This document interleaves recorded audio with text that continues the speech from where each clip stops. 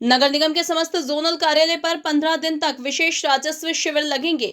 निगम लगाएगा विशेष राजस्व शिविर। निगमायुक्त दिलीप कुमार यादव ने जनता से इन शिविर का लाभ लेने की अपील की। ये शिविर आम नागरिकों की सहायता के लिए है। शिविर में नागरिक अपने संपत्ति कर के नए खाते और खातों में संशोधन करा सकेंगे। आवासीय संपत्ति का मौके पर व्यावसायिक उपयोग हो तो सुधार किया जा सकता है। व्यावसायिक दर से राशि जमा की जा सकती है। यादव ने बताया, पुराना भरा संपत्ति कर यदि एडजस्ट ना हुआ हो तो ये भी किया जा सकेगा। और देखिए रूटीन प्रक्रिया है और सभी जोन में हमारे एआरओज बैठते हैं वैसे भी, और उसी में हमने जो भी ड्राइव पहले लास्ट वीक चलाई थी उसमें ये पॉइंट आया था कि कई बार नागरिकों को पता नहीं होता कि हाँ हमें जैसे मान लो रेट्स का और फॉर्म कोई कौन सा फॉर्म होगा, कोई अगर नया कोई कंस्ट्रक्शन हुआ तो उसमें कौन सा कहाँ अप्लाई करना होगा, क्या होगा। तो उसी अवेयरनेस के साथ एक हम जस्ट ड्राइव के हिसाब से कि लोगों को मौका मिल सके ताकि खुद ही आके एक बार संपत्ति का अगर नई रजिस्ट्रेशन है तो वो भी करा लें। अगर किसी का रेजिडेंशियल और उसमें कमर्शियल एक्टिविटी है तो उसको भी चेंज भी करवा सकें, और जो भी कुछ एडिशन या डिलीशन कुछ भी हो तो उसके लिए एक बार अप्लाई कर सकें।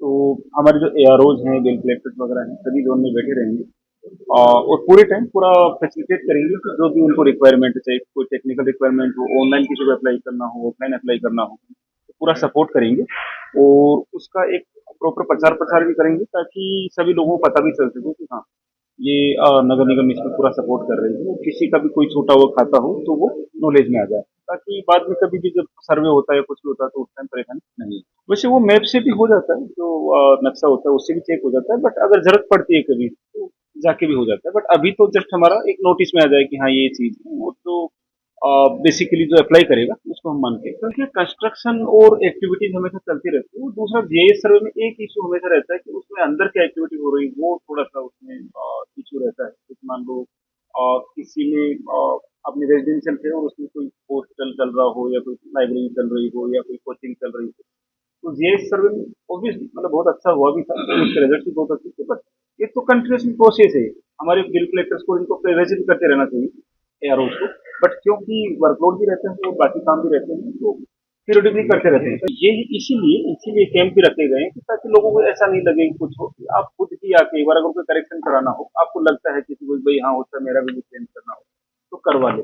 वैसा तो नहीं है, जस्ट आई थिंक बहुत ही कंफर्टेबली। बट हाँ कुछ मेरे हिसाब से लोगों को ये लगता होगा कि भाई मुझे मौका नहीं मिला, तो मौका देने के लिए प्रोसेस है कि एक बार मौका खुद दे दो 15 दिन के प्रोग्रेस। इसमें छोटे भी आ सकते हैं, बड़े भी आ सकते हैं, कोई भी आके उसमें ऐड करा सकते हैं, कोई इशू नहीं। इसमें कोई लिमिट नहीं रखी कौन आएगा कौन नहीं, बड़े बकायदा छोटे बकायदा हमारे एक जैसे सारे बराबर ही हैं। अगर किसी के उसमें संपत्ति कर में वैसे भी कोई त्रुटियां हैं जो बिल से रिलेटेड हो या टेक्निकल कोई इशू हो, उसको भी हम बैठ के वहीं दूर करेंगे। तो वो सारे पॉइंट्स हैं, इसमें केवल ऐड कराना या डिलीशन का मैटर नहीं है।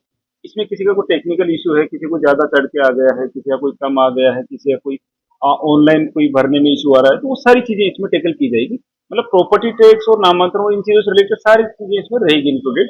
कोई भी इन चीजों से संबंधित अगर कोई मैटर हो तो आके कर सकते हैं। तो हमारी टीम पूरे टाइम उसमें बैठी रहेगी ताकि उनको फैसिलिटेट कर सके।